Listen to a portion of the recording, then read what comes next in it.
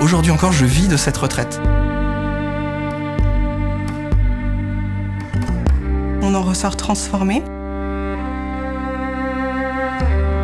J'ai pu redécouvrir ma soif de Dieu.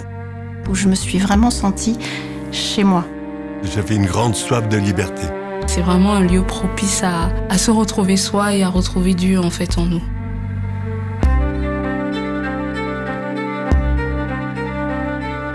Les plus belles expériences, je pense, que nous pouvons vivre, nous, comme frères Carmes au centre spirituel, c'est de rencontrer les personnes qui font cette expérience, que Dieu habite en eux.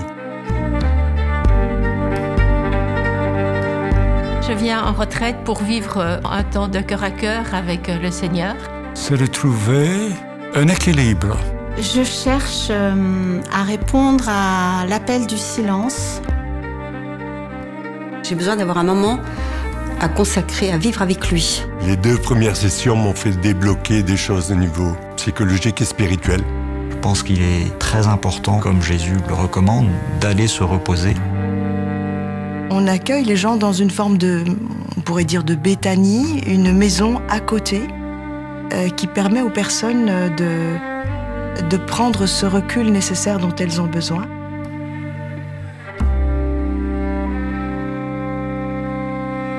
Et de poser des fardeaux, certainement. Ou de venir rendre grâce de ce qui leur arrive.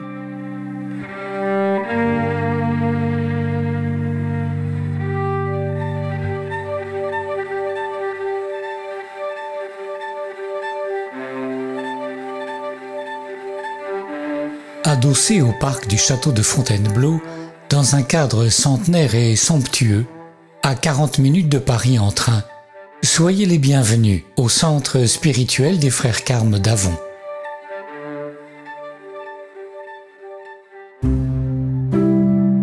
L'accueil est simple, on nous embête pas.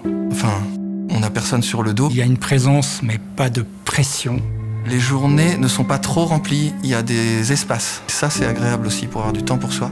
C'est pas la course. Pour moi, c'est important la qualité des enseignements et on les a avant. Il y a vraiment des enseignements de qualité, quel que soit l'intervenant. C'est enrichissant autant sur le plan spirituel et physique. Le corps et l'esprit se reposent là-bas. Tout se fait en silence. Finalement, ça permet d'être les uns avec les autres, dans une autre qualité de présence. Puis la liturgie également, elle est porteuse. Ensuite, mine de rien, il y a les petites phrases en fait sur les murs. Vivre dans la dépendance au Christ et le servir d'un cœur pur. Fidèlement d'un cœur pur. C'est juste une phrase qui m'a énormément marqué la première fois que je suis arrivée à Avon. Mais en grand, on peut pas la louper. Je médite avec les pieds. Donc en fait, c'est très précieux pour moi, en marchant, que ces petites phrases écrites sur les murs me soient offertes.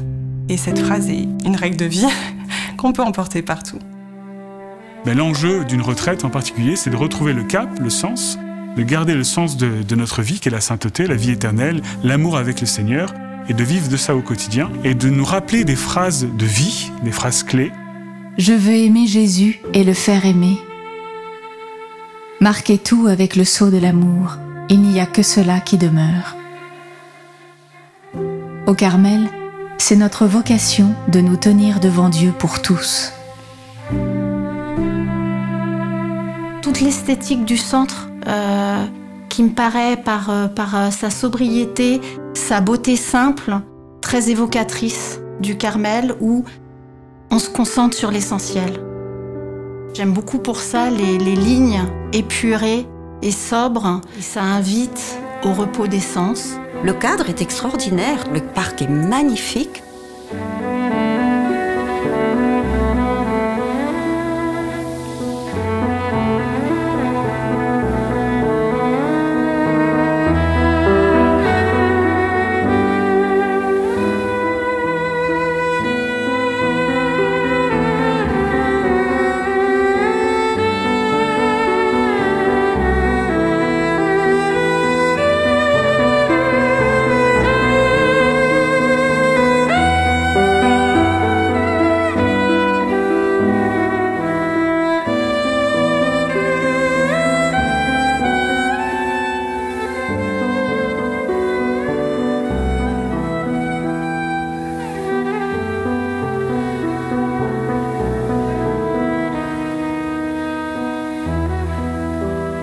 Le but est toujours de permettre aux gens de faire une expérience spirituelle de la communion avec Dieu. Voilà.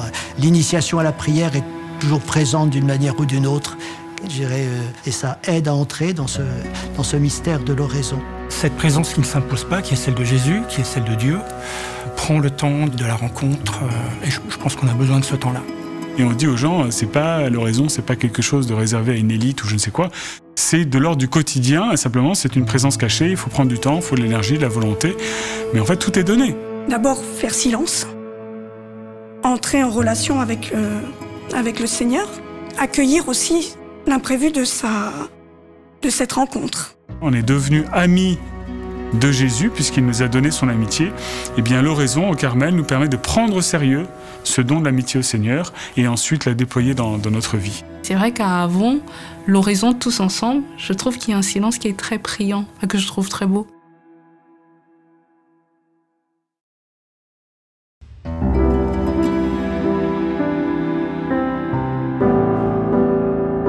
On sent que aussi la communauté est très respectueuse de la démarche que nous sommes en train de vivre pendant cette retraite. Alors cette humilité, cette douceur que je ne retrouve pas nécessairement dans d'autres cadres.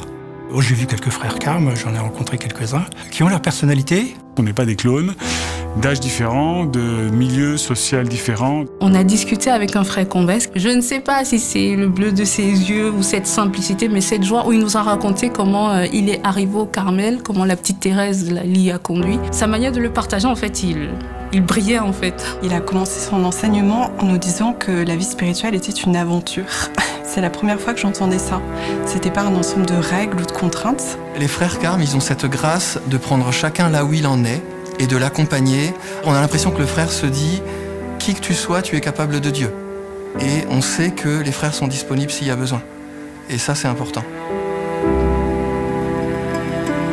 Je m'émerveille de ce que le Seigneur fait dans la vie des autres et ça me permet aussi de croire aussi à ce qu'il fait dans ma vie quand parfois j'y crois un peu moins. Bien souvent, il arrive que des gens viennent avec des questions très lourdes et on se sent très impuissant et de découvrir à travers l'écoute, l'accompagnement que le Seigneur fait son œuvre, que les personnes retrouvent la paix. Sainte Thérèse de Lisieux, Sainte Thérèse d'Avila, Saint Jean de la Croix. Les enseignements sont donnés avec le cœur et ça change tout. Je suis émerveillée par ces vies données à Dieu. Ça vaut le coup. D'autres l'ont fait, moi aussi je peux. Ce travail que quelque part on sent au très profond de soi. On est là, unis tous ensemble, sous le manteau de Marie. Par l'humilité profonde, je peux atteindre Dieu. Une grâce de charité, une plus grande charité en fait. Une puissance de la prière. Et dans notre vie de couple, ça aussi, ça nous aide au quotidien. Hein. Tout acte fait avec amour est à sa place. Recevoir la parole d'une manière différente. Avec beaucoup d'humour, ça permet de décomplexifier les choses, de se décomplexer soi-même. En demandant à Marie de m'accompagner, j'ai eu cette sorte de silence, espérance en attendant la résurrection. Qui que tu sois, tu es capable de Dieu. Ça, c'est vraiment... J'ai l'impression qu'on a quelque chose qui est descendu dans notre cœur, dans notre esprit. Enfin, on est bien. Non, c'est chouette. Nous vous proposons un lieu, un jardin. Vous y croiserez des frères, d'autres retraitants. Vous pourrez prendre un temps pour vous. Un temps pour Dieu. De quoi dormir. Écrire. Vous pourrez lire. Feuilleter.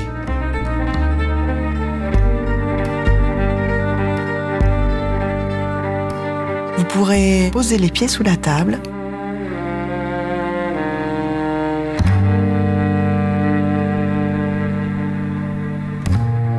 Vous pourrez chanter. Écouter. Vous pourrez méditer. Apprendre à prier. Partager avec quelqu'un qui saura vous écouter. Soyez les bienvenus, quelqu'un vous y attend, en plus que nous.